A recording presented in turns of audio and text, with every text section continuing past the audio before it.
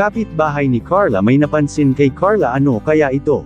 Mga Kalingap at Kuya Jomar na tameme, isang mapagpalang araw sa inyong lahat mga Kalingap, sanay hindi nyo po makalimutan na mag-like sa video na ito mga Kalingap. At paunawa tapusin muna ang kabuuhan ng video na ito mga Kalingap at para malaman ang nilalaman nito. At maraming salamat po mga Kalingap sa pagpatuloy na pagsuporta lalo na kay Kuya Val Santos Matubang at Kalingap Rap. Kapitbahay nila Carla may napansin ano kaya ito? Yan ang ating nang malalaman mamaya mga Kalingap. Grabe ang naging effort ni Kuya Jomar kay Carla mga Kalingap. Dahil sa kasalukuyang si Carla ngayon na nag-under job training ay todo pa rin ang suporta ni Kuya Jomar. At nakikita ng karamihang viewers ang pagiging close ng dalawang magtambalan na ito mga Kalingap dahil sa pumapayag na si Carla na sumama kay Kuya Jomar sa mga alok ni Kuya Jomar sa kanya. Ngunit ang hindi lang talaga pwedeng mangyari kay Carla sa mga Kalingap ay ang makauwi ito ng gabi na. Dahil sa pumayag naman ng mga magulang ni Carla kung lalabas sila ni Kuya Jomar basta hindi lang sila aabutin ng gabi.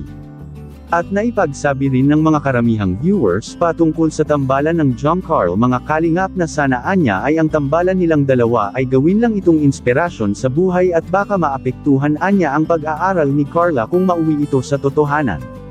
Maaring makaapekto talaga ito mga Kalingap kung may mga hindi sila mapagkaunawaan sa isa't isa. Pero mabuti at napaka-gentleman naman ni Kuya Jomar at sa tingin ko naman ay hindi ito magiging problema para kay Carla kung sakaling tutuhanin nilang dalawa ito.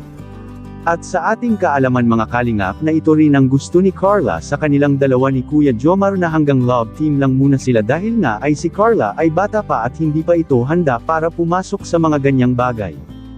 Katunayan ay mapapansin nga natin sa pag-alis nila Carla sa bahay nila ay nakiusap si Kuya Jomar kay Carla na ang love team nila Anya ay sana ay tutuhanin na lang nila at para wala ng problema at mapatunayan ni Kuya Jomar sa kanyang sarili na karapat-dapat siya para kay Carla mga Kalingap. Ngunit kabaliktaran ang nangyari noong sinabi iyon ni Kuya Jomar kay Carla mga Kalingap, makikita po natin sa video. Virgin naman ito. Jowa challenge naman, tsaka isang araw lang din naman. Sabagay, kahit di na challenge, kahit di na jowa challenge, pwede naman natin tutuhanan na lang din kasi.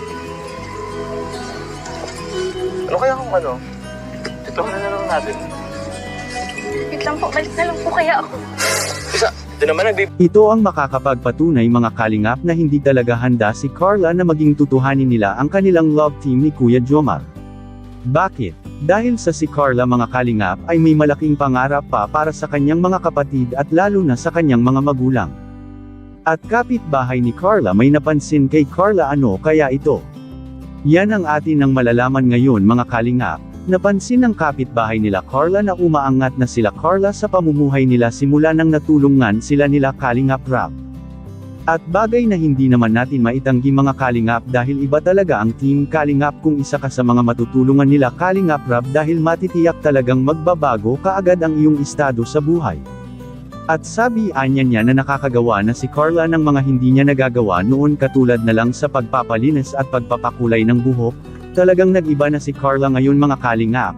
At ang hiniling lang ng kapitbahay nila na mabago man ang pananamit or anyong panlabas sana anya ay ang pag-uugali ni Carla ay mananatili ito hanggang sa wakas. Anong masasabi niyo po mga Kalingap tungkol dito? Please comment and God bless you all.